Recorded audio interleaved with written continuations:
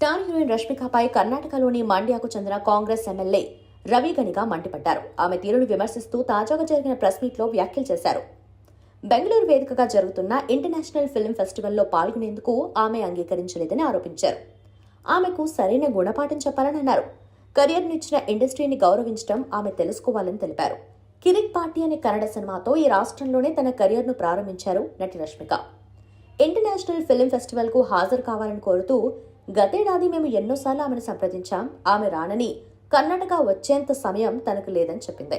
అంతేకాకుండా మా ఇల్లు హైదరాబాద్లో ఉంది, కర్ణాటక ఎక్కడో నాకు తెలియదన్నట్లు ఆమె మాట్లాడింది.